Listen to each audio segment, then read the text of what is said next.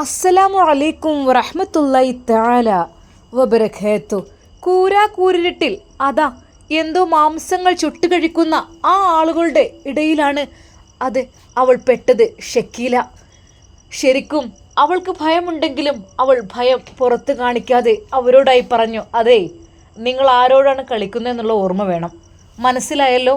എന്നാൽ അവരിൽപ്പെട്ട ആളുകൾ പിറുപിറുത്തു. അവളുടെ വിചാരം നമ്മൾ അവളെ സൽക്കരിക്കാൻ കൊണ്ടുവന്നാന്നാ. പിന്നെ അഹങ്കാരത്തിന് കയ്യും കാലും മുളച്ചവൾ. എൻ്റെ പ്രിയപ്പെട്ട കൂട്ടുകാരെ, ഞാൻ ഈ ഒരു സ്റ്റോറി ഇന്നലെ വിട്ടപ്പോൾ എത്ര ആളുകളാണോ കമൻസ് എഴുതിയിട്ടുള്ളത്. സത്യം പറഞ്ഞാൽ സന്തോഷമായിട്ടോ.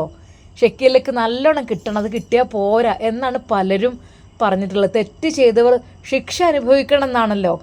അത് ഏത് വിധേനയായാലും അങ്ങനെ തന്നെ. അതെ, ഒരുപാട് ബുദ്ധിമുട്ടിച്ചു. ഹംദിയെ റൂമിലിട്ട് പൂട്ടി. അതെ, പല രീതിയിലും അവളെ മാനസിക രോഗിയാക്കി മാറ്റിയത് ഷക്കീലയാണ്, ഭ്രാന്തിയാക്കി മാറ്റിയത് ഷക്കീലയാണ്. സ്വന്തം പിതാവിനെ പോലും ആ മോൾക്ക് ഒന്ന് കാണുവാൻ അവസരം കൊടുക്കാതെ അത്രക്കും ബുദ്ധിമുട്ടാക്കിയത് ഷക്കീല തന്നെയാണ്. അതിനുള്ള ശിക്ഷ കിട്ടിയിട്ടില്ല, കിട്ടാൻ തുടങ്ങുന്നേ ഉള്ളൂ. ശരിക്കും അവൾക്ക് നേരെ നീട്ടിയ ആ ഒരു ഭക്ഷണം അവൾക്ക് അറുപ്പ് തോന്നി. അയ്യേ, ഇത് വേവാതെ ചുട്ടെടുത്തത്. ഞങ്ങൾ നിങ്ങളെ സൽക്കരിക്കാനല്ല ഇങ്ങോട്ട് കൊണ്ടുവന്നത്. അതെ, നിങ്ങളുടെ കയ്യിലുള്ള സ്വർണവും പണവുമെല്ലാം ഞങ്ങൾക്ക് വേണം. അതുമാത്രമല്ല, കാട്ടറബികളുടെ ഇടയിലേക്ക് നിങ്ങളെ കൊണ്ടുപോകും. അവർക്ക് നിങ്ങൾ ആവശ്യമുണ്ട്. ഷക്കീൽ ഒന്ന് ഭയന്നു. നിങ്ങൾ എന്ത് അസംബന്ധമാണ് ഈ പറയുന്നത്? ഞാൻ ആരാണെന്ന് നിങ്ങൾക്ക് കറക്റ്റ് അറിയില്ല. അറിഞ്ഞു കഴിഞ്ഞാൽ മേഡം, ആരായാലും ഇവർക്ക് കിട്ടിക്കഴിഞ്ഞാൽ, അവരുടെ കയ്യിൽ കിട്ടിക്കഴിഞ്ഞാൽ എത്രയും മനുഷ്യൻ തന്നെയല്ലേ, വേറെ ജിന്നൊന്നല്ലല്ലോ. എന്നാൽ വാശിക്ക് ഷക്കീല പിന്നീടൊന്നും കഴിച്ചില്ല. അവൾ പട്ടിണി കിടന്നു. ആ രാത്രി ആ തണുപ്പുള്ള രാത്രിയിൽ അവൾക്ക് നന്നായി വിറക്കുന്നുണ്ടായിരുന്നു. നല്ല മഞ്ഞും തണുപ്പും. അവരൊക്കെ അവിടെ കൂടാരങ്ങളിലും മറ്റും കഴിയുന്നു. ഷക്കീല അവിടെ തന്നെ ഇരുന്നു. ഏത് നിമിഷത്തിലാണ് എനിക്ക് ഇറങ്ങി പുറപ്പെടാൻ തോന്നിയത് എന്നറിയുന്നില്ല. എന്നാൽ 2 തടിയുള്ള ആളുകൾ വന്ന് ഷക്കീലയുടെ കൈകളിൽ പിടിച്ചു വലിക്കുന്നു. ഇങ്ങോട്ട് വരൂ, എന്നെ തൊട്ടു പോവരുത്. അതെ, വെറുതെ ഇവിടെ ആരും വന്നാൽ ഇങ്ങനെ നിൽക്കാറില്ല, ഇങ്ങോട്ട് വരണം.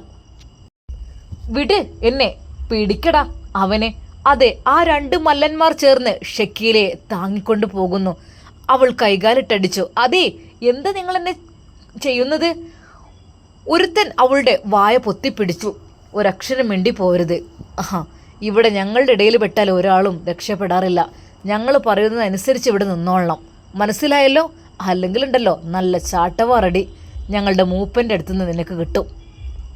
അതെ, അവിടെയുള്ള ആ മൂത്ത കാട്ടറബി, അദ്ദേഹത്തിന് മുമ്പിലേക്കാണ് ഇവർ കൊണ്ടുപോകുന്നത്. അതെ, നല്ലൊരു പെണ്ണിനെ വഴിയിൽ വെച്ച് കിട്ടിയിട്ടുണ്ട് എന്നറിഞ്ഞ സന്തോഷത്തിൽ അവർ കാട്ടറബിയുടെ അരികിലേക്ക് എത്തുകയാണ്.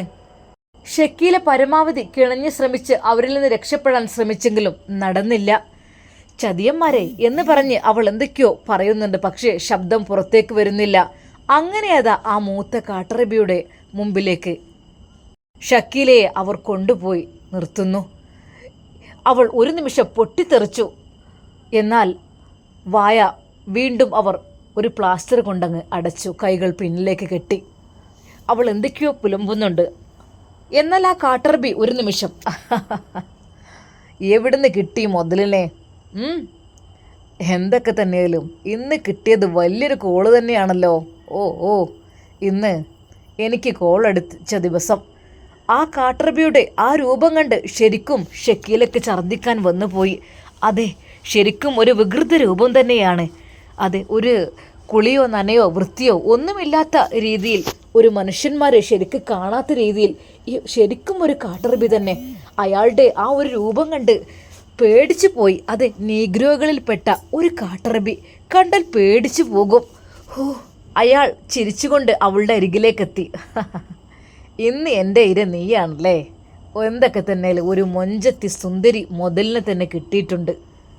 കാട്ടറബിയുടെ കയ്യിൽപ്പെട്ട ഷക്കീല ശരിക്കും പേടിച്ചു പോയി എന്ന് മാത്രമല്ല, അവൾക്ക് എന്ത് ചെയ്യണമെന്നറിയാത്ത അവസ്ഥയിൽ അവളാകെപ്പാടെ ദേഷ്യവും സങ്കടവും ഒരുമിച്ച് വന്നു. നോ, എന്നെ തൊട്ടു പോവരുത്.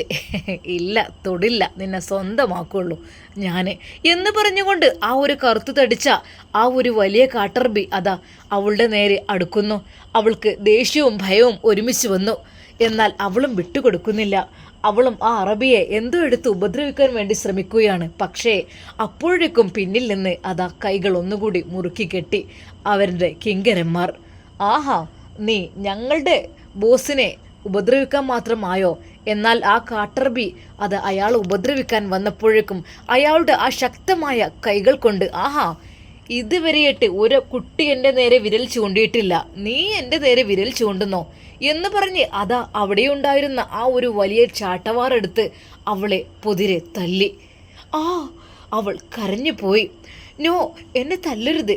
അതെ, 3-4 അടി അടിച്ചപ്പോൾ തന്നെ അവളൊന്ന് ഒതുങ്ങി. എന്നോടാ കളി? അതെ, ഇവിടെ പലരും വരും പോകും, പക്ഷെ എൻ്റെ നേർക്ക് ഒരാൾ ചെറുവിരൽ ചൂണ്ടാൻ ധൈര്യം കാണിച്ചിട്ടില്ല. ഇതിപ്പോൾ എന്താ, കൈകൾ കൊണ്ട് എന്നെ തല്ലാൻ ഓങ്ങുകയോ? തിരക്കിടില്ലല്ലോ. അതെ, ആ റൂമിൽ പിടിച്ച് അടക്ക്. അവൾ ശൗര്യമൊന്ന് തീരട്ടെ. അതെ, ആ 2 കിങ്കരന്മാർ ചേർന്ന് അവളെ ആ ഇരുട്ടറയിൽ ചെന്ന് അടക്കുന്നു. ശരിക്കും ഷക്കീല പെട്ടുപോയി എന്ന് തന്നെ പറയാം. ഒരു നിമിഷം അവൾ ഓർത്തു, ഹംദയെ ഞാൻ ആ ഇരുട്ടറയിൽ അടച്ചത്, ഒരാളോടും സംസാരിക്കാൻ അനുവദിക്കാതിരുന്നത്, അതേ അനുഭവം തനിക്കും വന്നിരിക്കുന്നു എന്നുള്ള യഥാർത്ഥ സത്യം അവൾക്ക് മനസ്സിലായി തുടങ്ങുകയാണ്. പക്ഷേ അവളുടെ അഹങ്കാരം ഒന്നിനും സമ്മതിക്കുന്നില്ല. അപ്പോഴും ഹംദയെ എങ്ങനെയെങ്കിലും ഇല്ലാതാക്കണം, അജ്മലും അവളും തമ്മിൽ ഒരിക്കലും ജീവിക്കാൻ പാടില്ല എന്ന് തന്നെയായിരുന്നു അവളുടെ ചിന്തകളിൽ ഉണ്ടായിരുന്നതും. എന്നാൽ ഈ സമയം സന്തോഷത്തോടു കൂടി അറബിയുമ്മയും തലാലും മാഷിത്തയും അജ്മലും ഹംദയും കുടുംബങ്ങളും എല്ലാം അറബിയുമ്മയുടെ വീട്ടിലേക്ക് പോകുവാൻ വേണ്ടി നിൽക്കുകയാണ്. സന്തോഷത്തോടെ അതാ മാഷിത്തയെ കൊണ്ടുപോവുകയാണ് അറബിയുമ്മ. അതെ, തലാലിൻ്റെ പെണ്ണായിട്ട്. ഒരു നിമിഷം അവിടുത്തെ അറബിയോടും അറബിയച്ചിയോടൊക്കെ നന്ദി പറഞ്ഞു അറബിയുമ്മ. എൻ്റെ പൊന്നു മോൻക്കൊരിക്കലും ഇത് വിചാരിച്ചതല്ല. അതെ, അജ്മലാണ് എല്ലാത്തിനും കാരണം. അജ്മൽ വന്ന് എന്നോട് വിവരം പറഞ്ഞത് കൊണ്ട് എന്നെ പൊന്നു മോൻക്കും ഒരു പെണ്ണ് കിട്ടി. സന്തോഷത്തോടെ അതാ അവർ യാത്ര പറഞ്ഞു പോവുകയാണ്. അതെ, മാഷിത്തയുടെ ഉമ്മയും ഉപ്പയും വല്ലാത്ത സന്തോഷത്തിലാണ്. അറബിയുമ്മ, ഒരിക്കൽ പോലും നിങ്ങളുടെ മകനെ ഞങ്ങളുടെ മരുമകനാകു കിട്ടുമെന്ന് ഒരിക്കലും അറിഞ്ഞിരുന്നില്ല. അതെ, ഒരിക്കലും ഞങ്ങളതിന് യോഗ്യരുമല്ലല്ലോ. പണം കൊണ്ടും പ്രതാപം കൊണ്ടും സ്വത്തുകൊണ്ടും എല്ലാം കൊണ്ടും നോക്കുകയാണെങ്കിൽ ഞങ്ങൾ നിങ്ങളുടെ ഒരു 1/4 ഭാഗം പോലും ഒരിക്കലും എത്തില്ല. നിങ്ങൾ അത്രക്കും വലിയ ബിസിനസ്സിൻ്റെ ആളുകളൊക്കെയല്ലേ. അപ്പോൾ ആര് പറഞ്ഞു? അങ്ങനെയൊന്നുമില്ല. പണം ഇന്ന് വരും, നാളെ പോകും.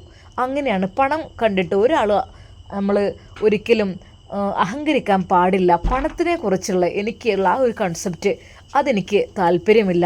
ജീവിക്കാൻ വേണ്ടി വേണം, പിന്നെ ബാക്കിയുള്ള ആളുകളൊക്കെ സഹായിക്കണം. അതിനൊക്കെ തന്നെയല്ലേ പണം. നമുക്ക് അള്ളാഹു നൽകുന്നത് എന്തിനാ? നമ്മളും മറ്റുള്ളവർ ഒരുപോലെ ജീവിക്കാൻ വേണ്ടി, അല്ലാതെ പണക്കാരെന്നോ പാവപ്പെട്ടവരെന്നോ ആ ഒരു ചിന്ത എനിക്ക് ഇഷ്ടമല്ല. എനിക്ക് എൻ്റെ കൂടെയുള്ളവരെല്ലാം എൻ്റെ രീതിയിൽ, കാരണം എൻ്റെ സൗകര്യത്തിൽ ഞാൻ ജീവിക്കുന്ന രീതിയിൽ ജീവിക്കണം. ആ ഒരു ചിന്താഗതിയാണ് എനിക്കുള്ളത്. അല്ലാതെ അതിനപ്പുറത്തായിട്ട് എനിക്കൊന്നുമില്ല. ആര് പറഞ്ഞു ഞങ്ങൾ യോഗ്യരല്ല എന്നൊക്കെ നിങ്ങൾ എന്തിനാ പറയുന്നത്? എല്ലാം അള്ളാഹുവിൻ്റെ സൃഷ്ടികളല്ലേ. അതെ, പടച്ച റബ്ബ് എല്ലാവരെയും ഒരുപോലെയാണ് സൃഷ്ടിച്ചിരിക്കുന്നത്. ചില ആളുകൾക്ക് ധനം നൽകും, ചില ആളുകൾക്ക് കുറച്ച് കൊടുക്കും. അതെന്തിനാ? ഉള്ളവർ ഇല്ലാത്തവർക്ക് കൊടുക്കാൻ വേണ്ടിയിട്ടാണ്. അല്ലാതെ ഉള്ളവർ എന്നും സുഖമായി ജീവിക്കാൻ എന്നല്ല. അതൊക്കെ വെറും പരീക്ഷണങ്ങളാണ്. അതെ, നമ്മൾ പരീക്ഷണം, അള്ളാഹു നമ്മൾ എന്ത് ചെയ്യുന്നു എന്നുള്ളത് എല്ലാം പടച്ച റബ്ബ് കാണുന്നുണ്ട്. അതുകൊണ്ട് നമുക്ക് കണക്കിലേറെ ഒന്നും ചെയ്യാനും എടുക്കാനും പാടില്ല. നമുക്ക് തന്നത് എല്ലാവർക്കും ദാനം ചെയ്യുവാൻ വേണ്ടി മാത്രമാണ്. അല്ലാതെ ഒരിക്കലും നമ്മൾക്ക് സ്വന്തമായിട്ട് കഴിയാനോ ഉപയോഗിക്കാനും അല്ല. ഒരിക്കലുമല്ല. ഒരു ചാൺ വയറല്ലേ ഒരു മനുഷ്യന്, ഏറി വന്നാൽ ഒരു മനുഷ്യന് ഒരു ചാൺ വയറിൻ്റെ ഭക്ഷണമേ കഴിക്കാൻ കഴിയുള്ളൂ. ഒരുപാട് സ്വത്തുണ്ടെന്ന് വിചാരിച്ചിട്ട് ഒരു ചെമ്പ് ബിരിയാണിയോ മന്തിയോ കഴിക്കാൻ കഴിയൂലല്ലോ. അതെ, ഒരു പ്ലേറ്റിലുള്ള ചോറ് അത് മാത്രമേ കഴിയുള്ളൂ. മനുഷ്യൻ ദുർബലനാണ്. അങ്ങനെ അപേക്ഷിച്ച് നോക്കുകയാണെങ്കിൽ എല്ലാ കാര്യത്തിലും, വസ്ത്രങ്ങളാണെങ്കിൽ ഒരുപാട് വസ്ത്രങ്ങൾ നമുക്കുണ്ടാവും, അലമാര നിറയെ വസ്ത്രങ്ങൾ. പക്ഷേ ഒരൊറ്റ വസ്ത്രം മാത്രമല്ല നമുക്ക് ധരിക്കാൻ കഴിയുള്ളൂ. അതെ, നമുക്ക് ഒരുപാട് വസ്ത്രങ്ങൾ ധരിക്കാൻ പറ്റൂലല്ലോ. അങ്ങനെ ധരിച്ചാൽ ഇയാൾക്ക് എന്താ ഭ്രാന്താണെന്നോ? എന്ന് വിചാരിക്കും. അതെ, ഭക്ഷണമായാലും വസ്ത്രമായാലും ലിമിറ്റിന് നമുക്ക് യൂസ് ചെയ്യാൻ പറ്റുള്ളൂ. അങ്ങനെ തന്നെ അത് മാത്രമേ കഴിയുള്ളൂ. അത് എല്ലാ മനുഷ്യർക്കും ഒരുപോലെ തന്നെയാണ്. അതുകൊണ്ട് പണത്തിൻ്റെ കാര്യത്തിൽ ഒരാളെ അളക്കാൻ നമ്മൾ പാടില്ല. ഒരിക്കൽ പോലും അങ്ങനെയല്ല. മക്കളുടെ മനപ്പൊരുത്തമാണ് നോക്കേണ്ടത്. മക്കൾക്ക് ഇഷ്ടമുണ്ടെങ്കിൽ ഓക്കെ, അൽഹംദുലില്ലാ, ഹയറാണെങ്കിൽ. എന്നാൽ എൻ്റെ തലാലിനും തന്നെ ഈ ഒരു കാര്യം ഇഷ്ടപ്പെട്ടു കേട്ടോ. പെട്ടെന്ന് എന്തായാലും ആഷിത്ത അവനെ കണ്ടതുകൊണ്ട് തലാലിനും ഒരാഗ്രഹം തോന്നി. അൽഹംദുലില്ലാ, മാഷാ അല്ലാ, എല്ലാം നല്ല രീതിയിൽ റാഹത്തായിട്ട് കഴിഞ്ഞു. നിക്കാഹ് കഴിഞ്ഞു. ഇനി ഇൻഷാ അല്ലാ ദുആ ചെയ്യും മക്കളുണ്ടാകാൻ വേണ്ടിയിട്ട്. അത് കേട്ടപ്പോൾ ആ അറബിയും അറബിച്ചിയും ഒരു നിമിഷം സന്തോഷിച്ചു. അറബിയുമ്മ, ഞങ്ങളെ മോൾ നിങ്ങളെ കൂടെ വിടണേൽ എന്താ നിങ്ങൾക്ക് എന്തെങ്കിലും വിഷമമുണ്ടോ? ഒരു വിഷമമില്ല. ലോകത്തിലെ ഒരാളുടെ കൂടെ വിടാൻ ഞങ്ങൾക്ക് സമാധാനമില്ല. പക്ഷേ നിങ്ങളുടെ കൂടെ വിടാൻ സമാധാനമാണ് 100 പ്രാവശ്യം. അതെ, സമാധാനമാണ്, സന്തോഷമാണ്. അങ്ങനെയതാ അവരെല്ലാവരും അറബിയുമ്മയുടെ വീട്ടിലേക്ക് പോകുവാൻ വേണ്ടി നിൽക്കുകയാണ്. എന്നാൽ ഈ സമയം അതാ ഷാമിലിന് നല്ല സങ്കടം ഉണ്ടായിരുന്നു. ഞാൻ ഇനി എൻ്റെ ഉമ്മുൽ ഖൈറിൻ്റെ വീട്ടിലേക്കാണ് പോകുന്നത്. പക്ഷേ വീട്ടിൽ നിന്ന് നിരന്തരം കോളുകൾ വന്നുകൊണ്ടേയിരിക്കുന്നു. പലതും അവൻ അവോയ്ഡ് ചെയ്തു.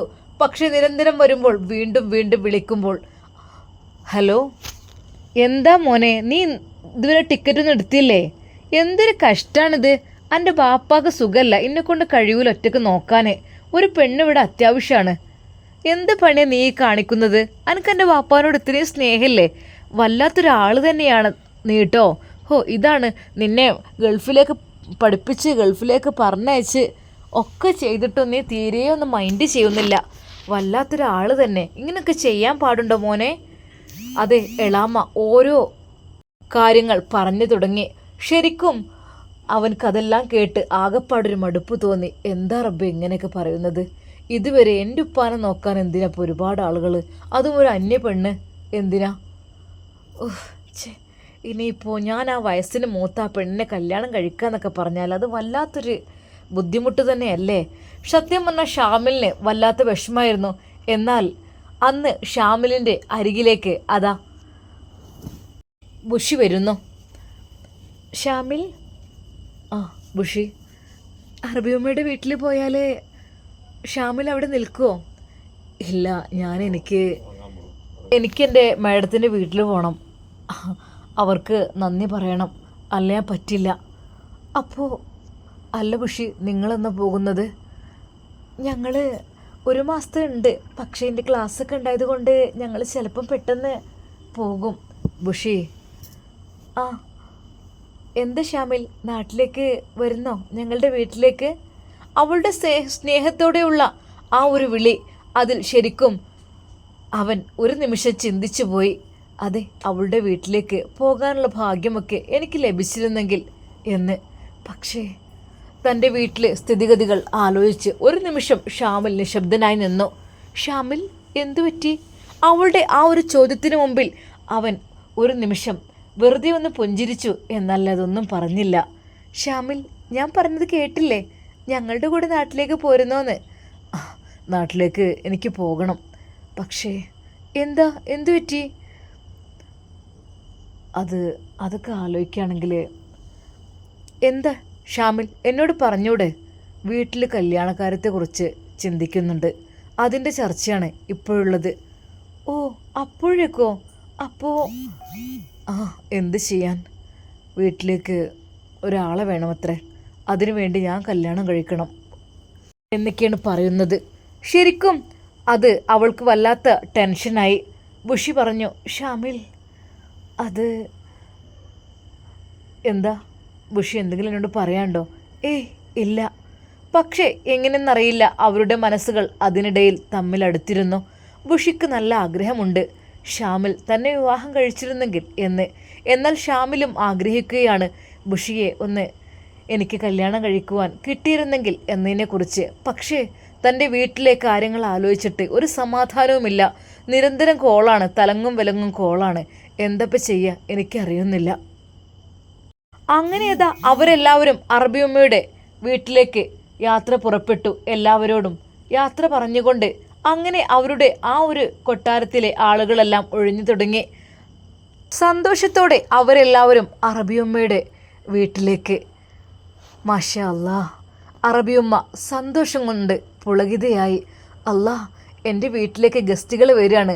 അല്ലെങ്കിലും അറബിയുമ്മക്ക് ഒത്തിരി ഇഷ്ടമാണ് മദീനയിലേക്ക് ആരൊക്കെ തന്നെ വന്നാലും അവരെ സ്വീകരിക്കുവാനും അവർക്ക് വേണ്ടി ഭക്ഷണം കൊടുക്കുവാനും അവർക്ക് വേണ്ടി താമസിക്കുവാനുള്ള റൂം കൊടുക്കുവാനും അത് വല്ലാത്തൊരു ഇഷ്ടം തന്നെയാണ് നമ്മുടെ അറബിയുമ്മക്ക്. എന്നാൽ ഇപ്പോഴത്തെ എനിക്ക് ഒരുപാട് ഗസ്റ്റ് ഉണ്ട്. മാഷാ അല്ലാ, എൻ്റെ നൂർ ഫാത്തിമയും എൻ്റെ നാഫി ഉസ്താദും അജ്മലും ഹംദയും അവരുടെ ഉമ്മയും പെങ്ങളും എൻ്റെ തലാലിൻ്റെ വൈഫ്, അതുമാത്രമല്ല പിന്നെ ഷാമിൽ, അങ്ങനെ സത്യം പറഞ്ഞാൽ ഒരുപാട് അറബിയുമ്മയുടെ മനസ്സിൽ സന്തോഷം കൊണ്ട് നിറയുകയാണ്. അല്ലാ, മാഷാ അല്ലാ. എല്ലാവർക്കും സന്തോഷത്തോടെ പോകുന്നതിനിടയിൽ ഒരു നിമിഷം അതാ അറബിയുമ്മ അവരെ നോക്കി. അത് മറ്റാരെയുമല്ല, ഹംദയുടെ ആ പിതാവിനെയും മക്കളെയും. വളരെയധികം ദയനീയമായ മുഖമായിരുന്നു ആ മക്കൾക്കും ആ പിതാവിനും ഉണ്ടായിരുന്നത്. എന്നാൽ അറബിയുമ്മ അവരുടെ അടുക്കിലേക്കായിട്ട് പോയിട്ട് പറഞ്ഞു, മക്കളെ, നിങ്ങൾ ഒന്നുകൊണ്ടും വിഷമിക്കല്ലേ. പഠിച്ച റബ്ബ് എല്ലാം കാണുന്നുണ്ടല്ലോ. ഉമ്മ നിങ്ങൾ ഇട്ടുപോയെന്ന് വിചാരിച്ചിട്ട് നിങ്ങൾ വിഷമിക്കണ്ട കേട്ടോ. ഇല്ല അറബിയുമ്മ. എന്നാൽ ഹംദയുടെ ഉപ്പയോടും പറഞ്ഞു, അതെ, നിങ്ങളുടെ മകളുടെ സന്തോഷ വിവാഹമല്ലേ, അപ്പം നിങ്ങൾ സന്തോഷിക്കണ്ടേ. അതെ, എനിക്ക് സന്തോഷമുണ്ട്. എൻ്റെ ഭയം മറ്റൊന്നുമല്ല. പിന്നെ എന്താണ്, അവളെങ്ങാനും തിരിച്ചു വന്നാൽ എന്നെ ഇനി എന്ത് ചെയ്യുമെന്ന് ആലോചിച്ചിട്ടാണ്. ഒരിക്കൽ പോലും എന്നെ എൻ്റെ മക്കളെയും ഒരു പക്ഷേ ജീവനോടെ വെച്ചേക്കില്ല. ആ ഒരു ഭയമാണ് എനിക്ക് അറബിയുമ്മ എൻ്റെ മനസ്സിൽ നിറയെ. അങ്ങനെയൊന്നും എൻ്റെ അടുത്തേക്ക് ആരും വരൂല. ഒരു പേടിയും പേടിക്കേണ്ട. നമുക്ക് നല്ല സെക്യൂരിറ്റി, കാര്യങ്ങൾ, സെറ്റപ്പ് എല്ലാം ഉള്ളതാണ്. ഒരു കുട്ടി, ഒരു ഉറുമ്പ് പോലും കടക്കുന്നത് ഞാൻ അറിയും. ഒന്നുകൊണ്ടും വിഷമിക്കണ്ട, പേടിക്കണ്ട. അദ്ദേഹത്തെ അറബിയുമ്മ ആശ്വസിപ്പിക്കുന്നു. എന്നാൽ ഈ സമയം അതാ ഷക്കീല കാട്ടറബിയുടെ ആ ഒരു തടങ്കലിൽ കഴിയുകയാണ്. അവൾക്ക് എന്ത് ചെയ്യണമെന്ന് അറിയുന്നില്ല. ഇവിടെ നിന്ന് എങ്ങനെയെങ്കിലും രക്ഷപ്പെടാൻ നോക്കുവാൻ അതിനും കഴിയുന്നില്ല. ഏത് നിമിഷത്തിലാണ് തൻ്റെ ഭർത്താവിനെയും മക്കളെയും ഉപേക്ഷിച്ച് വന്നത്?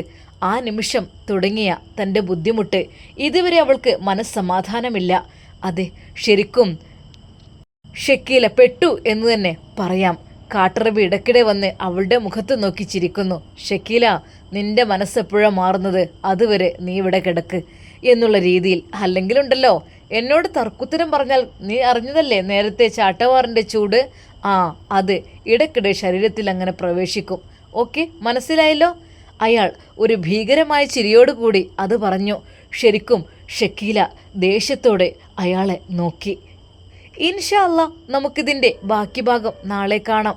അതുവരേക്കും എല്ലാവർക്കും അസ്സലാമു അലൈക്കും വറഹ്മത്തുള്ളാഹി തആല വബറകാതുഹു.